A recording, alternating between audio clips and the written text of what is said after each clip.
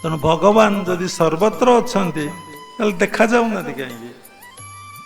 ଉପନିଷଦରେ ଲେଖା ଅଛି ଏକ ଦେବ ସର୍ବଭୂତେଷୁ ଗୂଢ଼ ସର୍ବବ୍ୟାପୀ ସର୍ବଭୂତାରାତ୍ମା କର୍ମାଧ୍ୟକ୍ଷ ସାକ୍ଷିଶ୍ଚେତା କେବଳ ନିର୍ଗୁଣଶ୍ଚ ଏକ ଦେବ ସର୍ବଭୂତେଷୁ ଗୂଢ଼। ବ୍ୟାଖ୍ୟା କଲେ ବହୁ ସମୟ ଗୋଟିଏ ଦେବତା ସବୁରି ଭିତରେ ହିଁ ଅଛନ୍ତି। ଗୋଟିଏ ଦେବତା ଏକ ଦେବ। ଭାଗବତରେ ଲେଖା ଅଛି ସକଳ ଦେହେ ନାରାୟଣ ବସନ୍ତି ଅନାଦି କାରଣ ସକଳ ଜୀବେ ନର ହରି ବସଇ ଆତ୍ମା ରୂପ ଧରି ସକଳ ଭୂତେ ବାସ ମୋର ମୋ ଆତ୍ମା ଜଗତ ଈଶ୍ୱର। ତେଣୁ ସବୁରି ଭିତରେ ଯଦି ଭଗବାନ ଅଛନ୍ତି ତାହେଲେ ଆମ ଭିତରେ ଅଛନ୍ତି, ସବୁ ଭିତରେ ବୋଲେ ଆମେ ତା ଭିତରେ ଅଛେ। କାହିଁ ତ ଦର୍ଶନ ହେଇନି? ଆମେ ତ ମଠ ଯାଉଛେ, ମନ୍ଦିର ଯାଉଛେ, ଆଶ୍ରମ ଯାଉଛେ, ପାହାଡ଼ ପର୍ବତ ଗିରି ଗୁମ୍ଫା ହିମାଳୟ ଯାଉଛେ, କେଦାରନାଥ ବଦ୍ରିନାଥ ଗଙ୍ଗୋତ୍ରୀ ଯମୁନେତ୍ରୀ କେତେ କୁଆଡ଼େ ରାମେଶ୍ୱରମ ବଦ୍ରିନାଥ ଦ୍ୱାରିକାନାଥ ପୁରୀ କେତେ କୁଆଡ଼େ ଯାଉଛେ, ଆମର କ'ଣ ଦର୍ଶନ ହେଲାଣି? ଭାଗବତରେ ଗୋଟିଏ ପଦ ଅଛି, କ'ଣ ଅଛି ନା ସକଳ ଦେଖୁ ତୁ ନୟନେ ତୋତେ ନ ଦେଖେ ସର୍ବ ଜନେ। ତୁ ଜଗତକୁ ଦେଖୁଛୁ, ଜଗତ କିନ୍ତୁ ତୋତେ ଦେଖିପାରୁନାହିଁ। କାହିଁକି ଦେଖିପାରୁନାହିଁ? ନା ଆମର ସେ ପ୍ରୟାସ ନାହିଁ। କଥା ସେଇଠି ରହିଗଲା। ଭଗବାନ ଯେଉଁଠି ପହଞ୍ଚିଲେ ସେଠି ଲୋକ ଯାଇ ପହଞ୍ଚିଲେ, କାମନା ବାସନାର କଥା ତାଙ୍କୁ ଜଣାଇଲେ। ଭଗବାନ କେତେ କଥା ବୁଝିବେ, କେତେ ଆପ୍ଲିକେସନ ନେବେ। ଆରେ ବାବାରେ ବାବା, ଏ ଲୋକ ତ ଛାଡ଼ିବ ନାହିଁ ନା, କାରଣ ଏ ଲୋକ ମାୟାରେ ଆବଦ୍ଧ ହେଇଛି।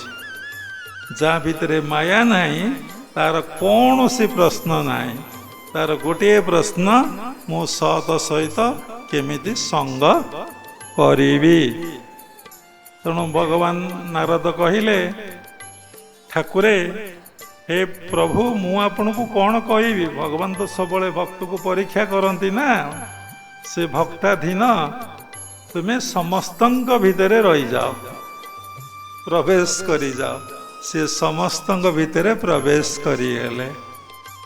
ଅନ୍ତସ୍ଥ ଆତ୍ମାନଂ ଅଜଂ ନ ଦୃଷ୍ଟ୍ୱା ଭ୍ରମନ୍ତି ମୁଢ଼ା ଗିରି ଗୋରେଷୁ। ମୋ ଗୁରୁଦେବ କହୁଥିଲେ, କହିଲେ ଅନ୍ତରରେ ଆତ୍ମା ଅଛି, ଏ ମୂଢ଼ ମନ ଜାଣିପାରୁନାହିଁ, ସେ ଗିରି ଗୁମ୍ଫା ଭିତରେ ଭ୍ରମଣ କରୁଛି। ଯେମିତି ମୁଗ ନାଭିରେ କସ୍ତୁରୀ ଥାଏ, ତାର ବାସ୍ନା ନାଭିରୁ ଆସେ, ସେ କିନ୍ତୁ ଜଙ୍ଗଲ ସାରା ଭ୍ରମଣ କରୁଥାଏ ଯେ ଏ ବାସନାଟା କୋଉଠାରୁ ଆସୁଛି।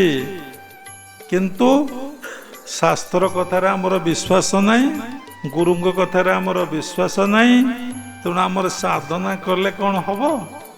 ତେଣୁ ତୋରି ଦେହରେ ଦେଖ, ଅଚ୍ୟୁତାନନ୍ଦରେ କହିଲେ ଦିଶୁଅଛି ଜକ ଜକ ହେତୁ ନ କରିଣ ମୂଢ଼ ଦିନେ ତୁ ଯିବୁ ଯମ ଭୁବନ।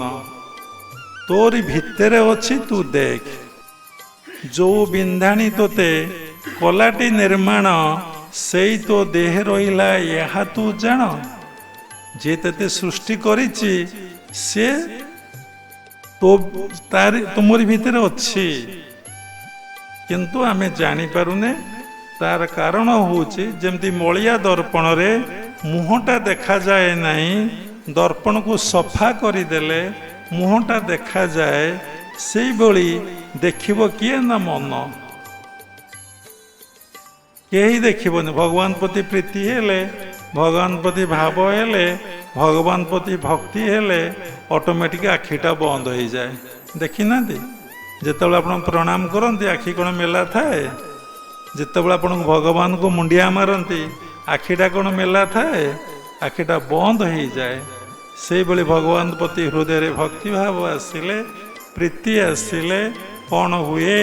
ନା ଆଖିଟା ବନ୍ଦ ହେଇଯାଏ। ତେଣୁ ଏ ଦୁଇଟା ପାପ ଚକ୍ଷୁ କେବେ ଭଗବାନଙ୍କୁ ଦେଖିପାରେ ନାହିଁ। ଆମର ତୃତୀୟ ନେତ୍ର ଥାର୍ଡ ଆଇରେ ଆମେ ଭଗବାନଙ୍କୁ ଦେଖିବା। ତେଣୁ ଆମକୁ ଯିଏ ତତ୍ତ୍ୱଗୁରୁ, ଆମ ଭିତରେ କୋଉଠି ଭଗବାନ ଅଛନ୍ତି ସେ ଆମକୁ କହିଦେବେ।